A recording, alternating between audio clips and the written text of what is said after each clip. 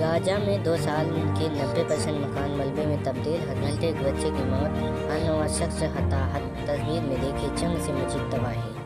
737 दिन बाद इजराइल और हमास की जंग थमने की उम्मीद है। सोमवार यानी 13 अक्टूबर को हमास ने 20 बंधक इजरायली को सौंप दिए हैं। बदले में इजराइल ने भी 250 फिलिस्तीनी कैदी छोड़े गए। गाजा सीजफायर प्लान पर खुद अमेरिकी राष्ट्रपति डोनाल्ड ट्रंप ने मिस्र जाकर दस्तखत किए। लेकिन ये शांति कितनी तबाही के बाद आ रही है, जाने इस विजुअल स्टोरी में। गाजा 41 किलोमीटर लंबी और 10 किलोमीटर चौड़ी एक ज़मीनी पट्टी है। कुल क्षेत्रफल दिल्ली का 1/4 भी नहीं। यहाँ 20 लाख से ज़्यादा आबादी रहती है। दो तरफ से इसकी ज़मीनी सीमाएं इजराइल और एक तरफ मिस्र से लगती हैं। एक तरफ भूमध्य सागर है। यहाँ 2007 से ही हमास का शासन था, जो इजराइल को अपना सबसे बड़ा दुश्मन मानता है।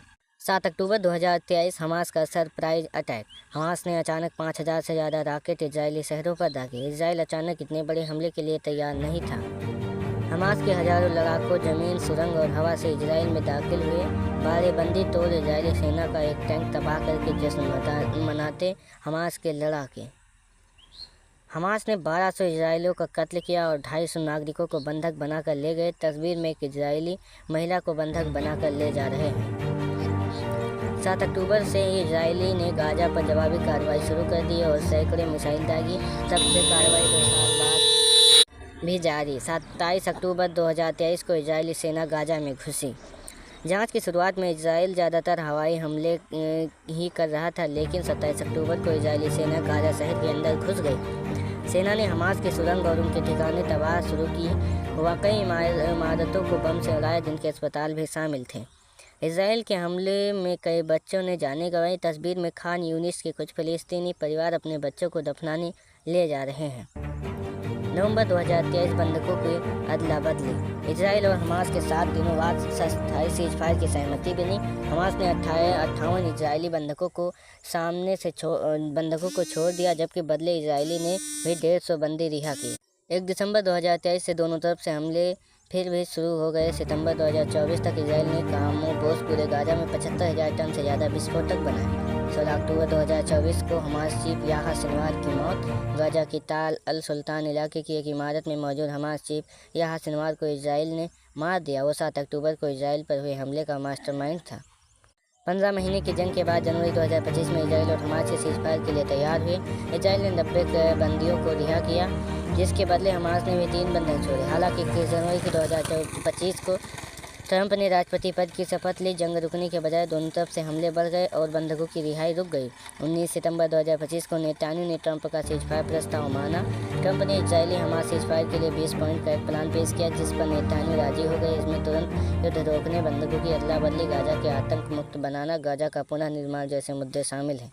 आखिर में जानिए इस जंग से सबसे ज़्यादा फ़ायदा किसे हुआ। इजराइल हमास जंग शुरू होने के बाद अमेरिका इजराइल को 21.7 बिलियन 1.92 लाख करोड़ रुपए के हथियार दे चुका है। इसमें से कुछ इजराइल ने खरीदे तो कुछ अमेरिका ने बतौर सैन्य सहायता दिए हैं। आने वाले सालों में कई और हथियार देने की डील भी हो चुकी है।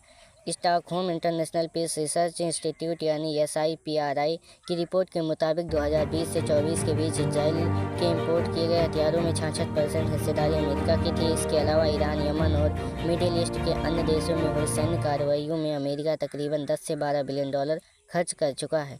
जंग के दौरान इजराइल को हथियार बेचकर अमेरिका हथियार कंपनी ने मोटा मुनाफा कमाया, जैसे लॉकहीड मार्टिन। अमेरिकी सिक्योरिटी एक्सचेंज कमीशन यानी SEC की रिपोर्ट के मुताबिक जंग शुरू होने के बाद से लॉकहीड मार्टिन मिडिल ईस्ट में 5.5 बिलियन यानी 48,000 करोड़ रुपए के हथियार बेच चुकी है। 2024 में इसका रेवेन्यू 5% से ज़्यादा बढ़कर $71 यानी 71 बिलियन यानी 6.32 लाख करोड़ रुपए हो गया था। दुनिया की सबसे बड़ी हथियार कंपनी लॉकहीड मार्टिन ने इजराइल को F-16, F-35 जैसे फाइटर जेट और AGM-114 हेलफायर मिसाइल दी है। डेटा के मुताबिक इन्हीं हथियारों के क्षेत्र में कंपनी की कमाई बढ़ी है।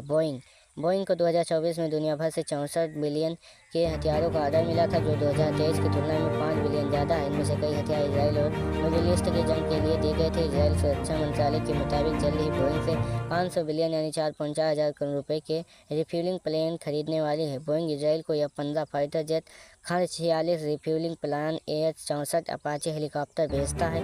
एयर स्टॉक में काम आने वाली GBU-39 बम भी बोइंग ही बनाता है। RTX कॉरपोरेशन इसराइल हमास जंग शुरू होने के बाद से RTX मिडिल ईस्ट और नॉर्थ अमेरिकी देशों में 6 बिलियन यानी 53,000 करोड़ रुपए के हथियार बेच चुका है। SEC के मुताबिक 2024 में इसकी बिक्री 70% बढ़ी है। यह कंपनी इसराइल के क्लस्टर बम और बंकर बस्टर बम जैसे घातक हथियार बेचती है। F-16 फाइटर जेट से चलाई जाने वाली एयर टू सरफेस मिसाइल भी RTX इसराइल को देती है। इसकी सहयोगी कंपनी से इसराइल को आयरन डोम सिस्टम के लिए इंटरसेप्टर F-15 और F-16 के इंजन मिलते हैं।